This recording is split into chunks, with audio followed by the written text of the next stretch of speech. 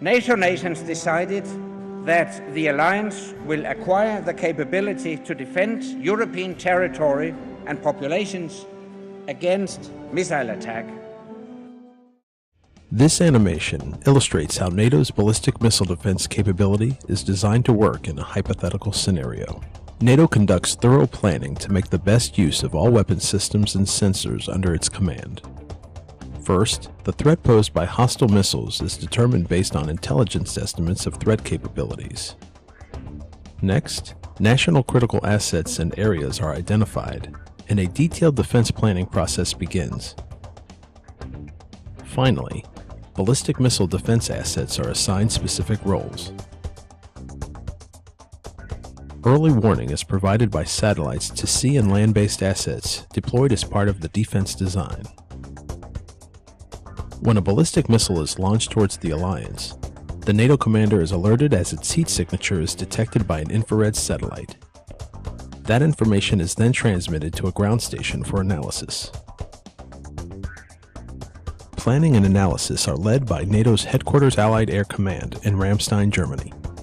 When the threat is confirmed, the information is sent to all appropriate command centers, sensors, and weapon systems. As the hostile missile continues its ascent, the engine concludes its burn. At that point, the infrared satellite can no longer detect it. Long-range sensors, such as the United States land-based ANTPY-2 and the Netherlands sea-based SMART-L radar, then detect and track the missile. They forward the information to the command and control system so that intercept solutions can be calculated. The NATO tracking capability also includes the U.S. Navy Aegis Combat System, featuring the AN-SPY-1 radar, which is capable of tracking more than 100 objects. Together, these sensors create a robust detection and tracking capability. As tracking continues, greater accuracy is achieved. The sensors follow the missile as long as possible and share updated information with all other systems. A key feature of NATO's ballistic missile defense system is an upper layer intercept capability aimed at destroying missiles outside the atmosphere. This is provided in part by the Aegis ships. In the future, additional systems like the Terminal High Altitude Air Defense System, or THAAD, could also provide additional capability. In our hypothetical scenario, one of the threat missiles is engaged and destroyed in space. Threatening missiles that do re-enter the atmosphere become the responsibility of lower layer elements such as the Patriot system used by Germany, the Netherlands, and the United States, and the SAMP system used by France and Italy. All sensors continue to track threatening missiles. As the threat comes into range, lower layer shooters engage and destroy any remaining hostile missiles. In November 2011, during the live-fire exercise Rapid Arrow, NATO commanders successfully tested essential elements of the interim NATO missile defense capability, using it to plan, coordinate, and carry out engagements against live ballistic missile targets.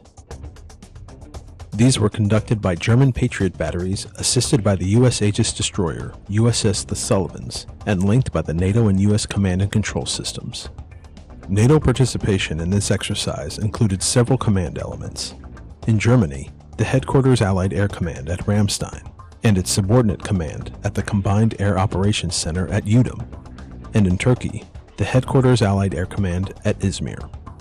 During the live-fire portion of the exercise, small ballistic missile targets were fired from a remote island near Santorini in the Aegean Sea. The Aegis destroyer detected these targets and reported them by U.S. satellite communications to the United States 603rd Air Operations Center at Ramstein Air Force Base in Germany. From here, the track was forwarded to the NATO Combined Air Operations Center in Udom, Germany. The information was then sent to German Patriot units on the Greek island of Crete and to NATO's two Allied Air Command headquarters at Ramstein, Germany and Izmir, Turkey. When the German Patriot systems detected the target, they reported the track over a NATO satellite link through Verona, Italy, to the NATO Command and Control node in Udom. There, the NATO system integrated the data to create a real-time air and missile defense picture, which was forwarded to NATO's Ramstein and Izmir headquarters, and to the USS The Sullivans. This made all the relevant command levels aware of the incoming ballistic missile in real time. Based on this information, the Patriot system on Crete successfully engaged and destroyed the hostile missile. As this whole event only lasted about 5 minutes from the launch of the target missile to the final engagement, it also shows how critical a good functioning C2 system is to the overall command and control process. Here at Ramstein we could see everything: the detection of the launch, the tracking of the target missile going inbound into the target area, and then the engagement process. Weapons and sensors contributed to NATO's defense by member nations, together with the NATO Command, Control, and Communications Network, have enabled NATO to develop a new ballistic missile defense capability. This significantly increases the alliance's capability to address missile threats and enhances the security of NATO populations, territory, and forces.